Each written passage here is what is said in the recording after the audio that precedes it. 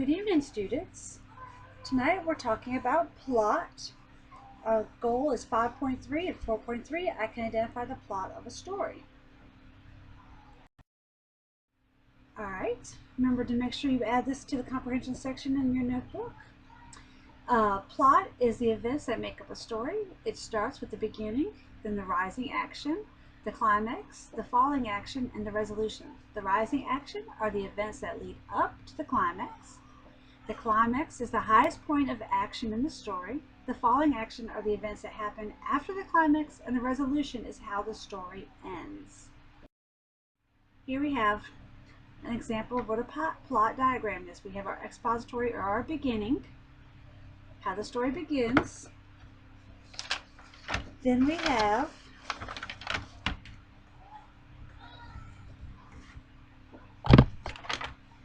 how it begins, or the beginning. We have our rising action. What are the events that lead up to the climax, which is always our highest point, the highest point of the mountain, to the falling action as the story comes to an end. Okay? So here I'm going to read a story about the little boy who cried wolf. And I want you to think about the plot of the story. Okay? Once there was a little shepherd boy who spent days in the hills watching the sheep. The boy got bored and lonely on the hill all day with only the sheep for company.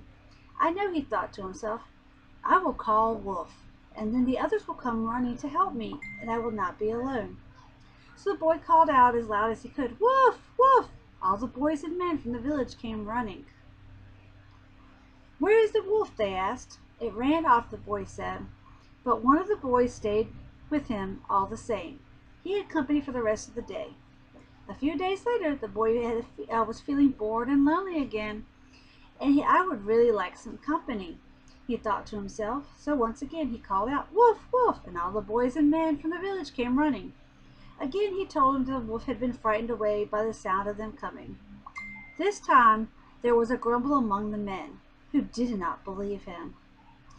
They were getting angry at having to drop their work and come running for no reason because of this foolish boy. Still, as a precaution, they allowed one of the other boys to remain with him until it was time to bring the sheep back in the evening. A few days later, the boy was once again on the hill tending his sheep when he saw a real wolf sulking about the edge of his flock. The wolf was huge, and it had sharp white teeth and bright yellow eyes. The boy was very frightened. Wolf! Wolf! He cried out. Wolf! But this time no one came. The men in the village, who had become wise to the boy's trick, only laughed. There is no wolf, they said to themselves. Meanwhile, the wolf ate all the boy's sheep.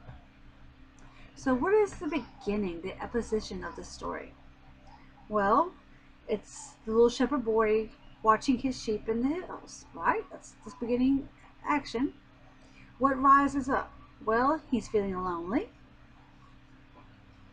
He decides to call out Wolf, and everybody comes. Then he calls Wolf again a second time, and everybody comes. The climax, I think the climax is when the wolf actually shows up, because that's the highest point of action. All of a sudden that wolf shows up.